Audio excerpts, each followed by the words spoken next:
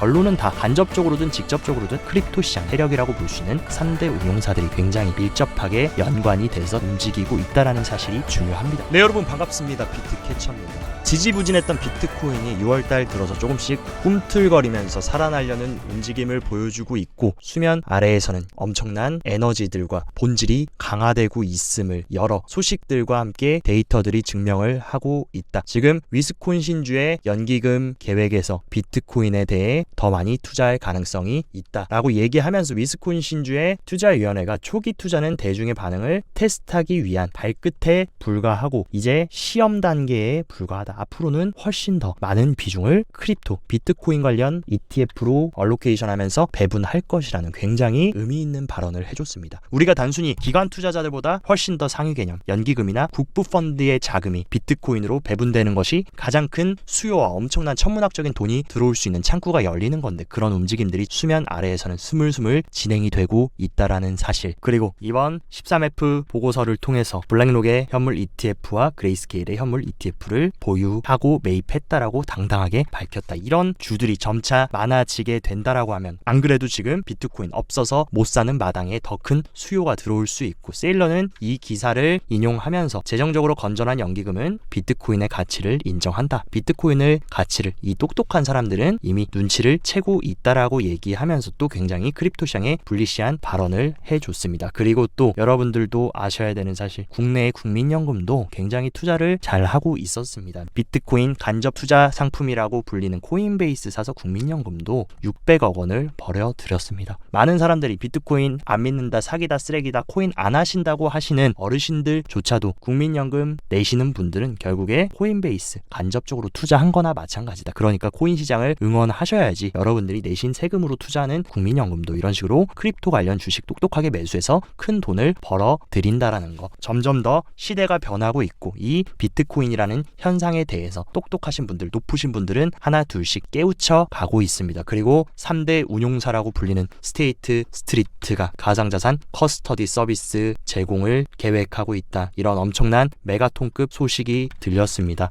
우리가 알아야 되는 거, 전 세계 모든 기업들의 대주주라고 볼 수 있는 3대 운용사 중심에는 1위 은행사 블랙록이 있고, 그 뒤에 뱅가드와 스테이트 스트릿이 있는데, 이번에 스테이트 스트릿이 크립토 커스터디 서비스를 제공하려는 큰 계획을 구축하고 있고, 그렇게 되면 향후에 어떻게 됩니까? 블랙록 피델리티 뿐만이 아니라 스테이트 스트릿도 커스터디 제공하고 나서 그 다음에는 비트코인과 이더리움 현물 ETF까지 출시하려는 움직임으로 갈 수 있다는 거. 뱅가드는 지금 겉으로는 눈 가리고 아웅하면서 비트코인 인정 안 한다, 이더리움 인정 안 한다, 우리는 취급 안 한다라고 하지만 채굴 기업 다 투자하고 있고, 결론은 다 간접적으로든 직접적으로든 크립토 시장이 이 세계를 움직이는 세력이라고 볼 수 있는 3대 운용사들이 굉장히 밀접하게 연관이 돼서 움직이고 있다라는 사실이 중요합니다. 그리고 독일 최대 은행인 도이치뱅크까지도 비트판다와 함께 실시간 암호화폐 결제 시스템 구축을 위해서 힘을 합쳤다 하면서 독일 국제은행 계좌번호를 사용해서 독일 암호화폐 거래자에게 실시간 인바운드 및 아웃바운드 현금 지불을 제공할 수 있다. 결국에 이런 기관들의 흐름 뭡니까? 전통의 금융 시스템과 블록체인 기술을 이용한 현대의 디지털 시스템으로 다들 이동하려는 모습. 결국에 이 과정 속에 수혜를 받고 떠오를 수밖에 없는 거 뭐겠습니까? 크립토 커런시, 암호화폐가 될 수밖에 없다라는 것입니다. 그리고 제가 항상 여러분들한테 말씀드렸던 진정한 끝판왕은 뭡니까? 기존까지 비트코인은 리테일들의 자산이었다면, 지금 시기가 이번 ETF 출시로 인해서 기관 투자자들이 정식으로 제도권 관할 하에 시장에 진입할 수 있는 물꼬를 텄다라고 하면 진정한 끝판왕은 뭡니까? 국가적인 채택으로 넘어가는 거. 근데 생각보다 기관 투자자에서 국가로 넘어가는 이 경계선이 굉장히 빠르게 허물어지고 있고, 굉장히 빠르게 국가적 채택으로 이루어질 수 있는 판이 열리고 있는데, 이번에 두바이의 금융규제 당국 같은 경우는 암호화 토큰에 대한 규칙을 업그레이드하면서, 핵심 골자가 뭐냐? 두바이 금융서비스 당국 DFSA는 특별경제구역 내 토큰에 대한 규제 프레임워크를 강화하고 발전시키기 위해서 암호화폐 토큰 체제에 대한 개정안을 발표했다. 이제 오일머니조차도 정식으로 들어올 수 있는 프레임워크를 구축하고 규제의 틀을 만들어 나가고 있고, 심지어 카타르 중앙은행인 현지 및 국제은행과의 대규모 결제를 촉진하기 위해 중앙은행 디지털화폐 CBDC 프로젝트의 시작을 발표했다라고 하면서, 이런 이니셔티브는 금융 금융 인프라를 현대화하는 기존의 낡아빠진 시스템에서 블록체인이라는 혁신 기술을 도입해가지고 디지털로 가는 흐름, 국가적 차원에서 계속 채택이 되고 있다라는 이 의미가 굉장히 크다라는 것이고, 태국 SEC는 첫 번째 비트코인 ETF를 승인했다라고 하면서 증권거래위원회가 원자산 운용을 태국에서 부유층과 기관 투자자들에게 부자들만 거래할 수 있는 비트코인 현물 ETF 출시하는 최초의 회사로 승인했다. 우리나라도 지금 굉장히 뒤처지고 있는데 태국도 이런 식으로 적극적으로 비트코인이라는 이 혁신 자산 개방하고 부자들한테 투자할 수 있게 만들어 주고 있는 만큼 우리도 조금 분발해야 되지 않을까라는 생각이 들고, 최근에 호주도 비트코인 현물 ETF 정식으로 승인하면서 절찬 판매 중인데 적극적으로 ETF 광고까지 공개를 하면서 전 세계적으로 대동단결해서 이 비트코인 적극적으로 홍보 담당관 역할을 해주고 있다. 전 세계적으로 대대적인 비트코인 홍보가 들어간다. 그럼 비트코인에 대한 수요 올라가겠습니까? 중장기적으로 하락하겠습니까? 당연히 올라가고, 너도 나도 지금이야 비트코인 거들떠도 안 보고 비트코인 아직도 믿지 못하고 비트코인이라는 현상이 왜 중요한지 인지하고 계시지 못한 분들이 더 많다. 그렇기 때문에 우리는 아직 이런 내러티브가 물론 많이 왔다고 느껴질 수 있지만 아직 시작일 뿐이라는 거 여러분들이 인지를 잘 하셨으면 좋겠고,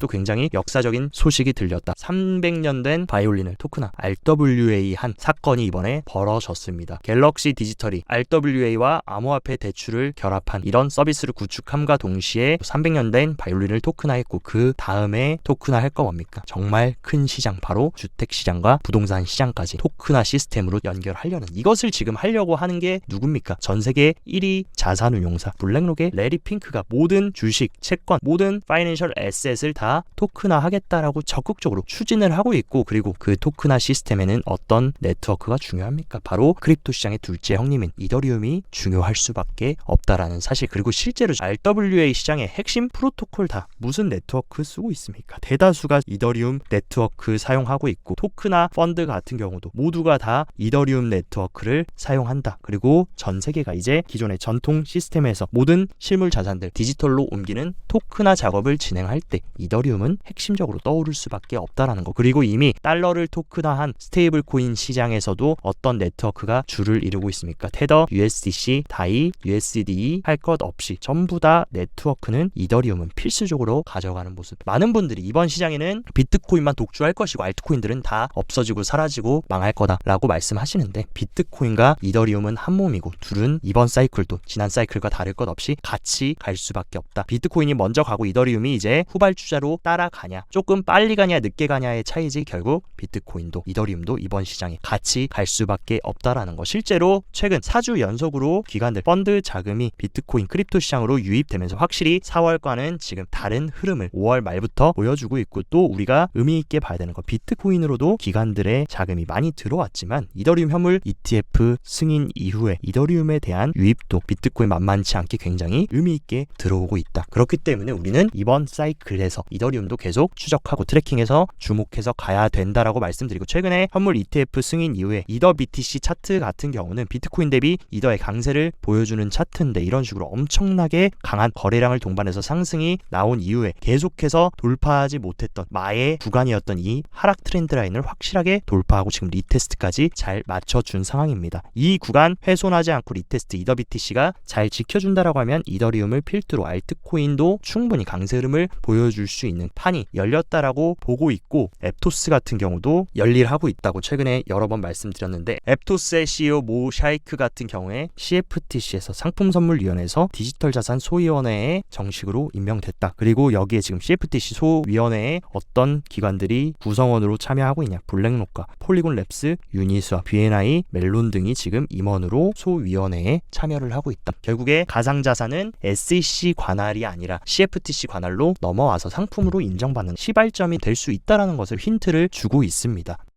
그리고 또 제가 최근 강조드렸던 체인링크 같은 경우에 이번에 뉴욕증권 거래소에서 소프트웨어 결함으로 버크셔 해서웨이, 맥도날드 이런 기업들 주가가 마이너스 99%까지 하락하는 굉장히 큰 시스템 오류가 있었는데, 이런 것들을 지적하면서 블록체인 오라클 네트워크가 중요하다, 중화된 금융 시스템의 취약성을 강조하고 체인링크와 같은 기술이 어떻게 강력한 솔루션을 제공할 수 있는지, 왜 블록체인 기술이 중요하고 비트코인만 중요한 게 아니라 이더리움을 필두로 한 이런 굉장히 유용한 알트코인들은 왜 현대 금융 시스템 도입을 할 때 꼭 필요한지 첼링크도 굉장히 어필을 의미 있게 해준 모습을 알 수 있습니다. 그에 따라서 4월달, 5월달 처참했던 알트코인 시장도 전반적으로 살아나고 있고, 특히나 월간 알트코인 상승률 흐름을 보면 눈에 딱 띄는 거 뭡니까? 단연 RWA의 대장인 온도와 체인링크 눈에 딱 띄고, 이더리움은 현물 ETF로 인해서 굉장히 강세를 보이면서 제가 개인적으로 좋아하지는 않지만 밈코인들이 미쳐 날뛰고 있는 것을 알 수 있다. 이미 바닥부터 강조드렸던 베이스 프로토콜의 밈코인들이나 룬 프로토콜의 도그 같은 새로운 생태계의 밈코인들에 주목한다면 충분히 기회가 있고 재미를 볼 수 있다고 여러 번 말씀드렸는데, 이런 식으로 의미 있는 상승을 보여주고 있다라는 거. 저는 개인적으로 밈코인들을 좋아하진 않지만 이번 사이클에서 밈 메타는 어떻게 보면 하나의 새로운 크립토 투자 문화로 자리 잡은 것 같다라는 생각. 그렇기 때문에 밈 관련해서도 여러분들이 완전히 놓고 가시기보다는 유심히 관심 있게 보시는 것도 괜찮을 것 같습니다. 그리고 몇 가지 온체인 데이터들도 확인을 해보자면, 무기한 선물 시장의 펀딩 레이트의 흐름을 보면 이번 사이클에 굉장히 강세 부근에 비하면 선물 시장 펀비는 굉장히 저평가 구간이다. 그 얘기는 뭐냐? 상승 사이클 속에서 지금은 저평가 구간, 저평가 기술적인 눌림 구간, 바이더 딥하기 좋은 구간이라는 것을 온체인이 우리한테 알려주고 있고, 대표적인 기관 지표라고 볼 수 있는 코인베이스 프리미엄 같은 경우도 계속해서 강한 음수를 보여주다가 6월에 들어서 피벗하면서 다시 양수로 전환해 주려는 움직임. 보통 코인베이스 프리미엄이 다시 양수로 진입하는 모습을 보여준 이후에 의미 있는 상승을 보여준 만큼 코베 프리미엄이 하락을 멈추고 피벗하면서 양수로 가려는 흐름, 기관들이 다시 시장으로 뛰어들고 있다라는 것을 시사합니다. 그리고 또 항상 제가 말씀드렸던 거, 지금 매크로 시장은 뭐냐?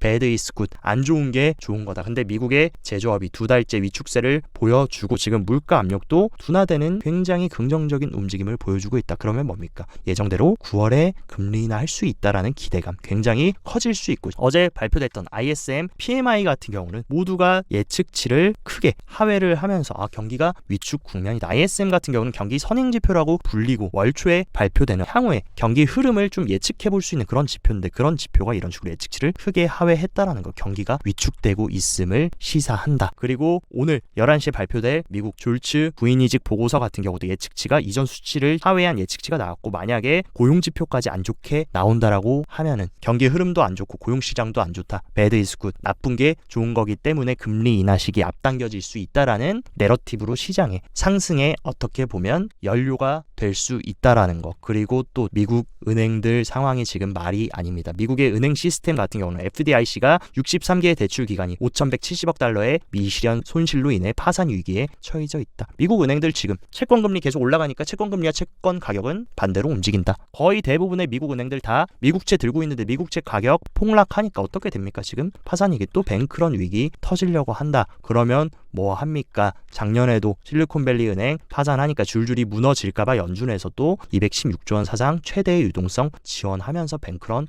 불 끄고 BTFP 적극적으로 가동해서 시장 부양해줬고, 그때를 기점으로 코인도 나스닥도 미국 증시도 쭉쭉 올라갔습니다. 결국에 돈 푸는 거 앞에 장사 없다. 즉 쉽게 말해서 지금 사진 하나로 표현하면 뭡니까? 지금 모든 것들이 딱 아다리가 들어맞는데 11월 미국 대선 앞두고 경기 위축 흐름 가져가고 있고, 고용시장 무너지고 있고, 은행들도 위태위태하면 또 여기 BJ 파월, 제롬 파월이 또 나타나가지고 이런 식으로 마구마구 머니 프린팅 해서 찍어주는 흐름. 그리고 머니 프린팅은 뭘로 하는 겁니까? 가장 강력한 유동성 공급이 금리 인하인데 9월달 FOMC에서 첫 대망의 금리 인하가 진행될 것으로 보입니다. 그러면 그 전부터 금리 인하에 대한 기대감으로 다시금 시장의 분위기가 살아날 수 있고, 본격적으로 딱 금리 인하까지 해준다라고 하면 기분 좋게 11월 대선까지 경기 부양시키면서 주가 쭉쭉 올려주고 크립토 시장도 올려주면서 표심을 얻으려고 하는 바이든의 완벽한 시나리오대로 흘러가고 있다. 그리고 비트코인과 M2 통화량의 움직임은 굉장히 비슷하게 흘러가는데, M2가 확장될 때도 비트코인도 그대로 올라가면서 신고점 갱신했고, M2가 하락하면 비트코인도 이런 식으로 고개를 박는다. 근데 또 언제부터였습니까? 2022년 말부터 23년 초에 M2가 또 피벗하면서 유동성 공급해주니까 비트코인 또 쭉쭉 올라가면서 신고점 갱신하는 흐름. 지금은 국면이 뭡니까? M2가 줄어드는 국면입니까? 새로 피벗해서 올라가는 올라가는 국면입니까? 항상 제가 국면을 강조드리는데 지금은 올라가는 국면이다. 그렇기 때문에 올라가는 국면에서는 단기적으로 출렁이고 눌려준다라고 해도 겁먹기보다는 오히려 용기를 내야 되고, 이미 상승장은 현재 진행 중이기 때문에 여러분들이 단기적으로 흔들리고 지루하고 가격 안 올라간다 그래서 지금 뛰어내릴 때라기보다는 힘 딱 주고 버티셔야 될 때라는 거. 그리고 언제나 사이클적으로 보면 비트코인은 신고점 갱신하는 부근에서 통합의 기간을 옥신각신하면서 가진 이후에 본격적인 대세 메가사이클이 펼쳐졌고, 20년도 같은 경우도 신고점 부근에서 계속 옥신각신하면서 통합의 기간을 가지고 21년 신고점 갱신했고, 지금도 뭡니까? 21년 고점 부근에서 지금 옥신각신하면서 개미털기 진행하고 통합의 기간 가지고 나면 본격적으로 하반기부터 내년 상반기까지 새로운 메가사이클이 진행될 수 있는 흐름. 과거의 패턴과 지금 너무나 똑같이 흘러가고 있고 전혀 다를 게 없다. 그렇기 때문에 여러분들도 이 부분 명심하셔서 항상 세일러가 얘기하는 거, 화폐의 미래는 디지털이다. 그리고 그 디지털의 중심에는 비트코인이 있다라는 거 잘 명심하셨으면 좋겠습니다. 오늘 영상도 시청 진심으로 감사드리고, 영상 도움되셨다 하시면 좋아요, 구독 눌러주시고, 더 자세한 투자 전략 궁금하다 하시면 영상 하단 고정 댓글에 제가 운영하는 텔레그램 정보방 활짝 열어놨으니까 이쪽으로 입장하셔서 정보 잘 참고하시고 성공적인 투자 계속 이어가시길 바랍니다. 오늘도 시청 진심으로 감사드리고 여기까지 비트캐쳐였습니다.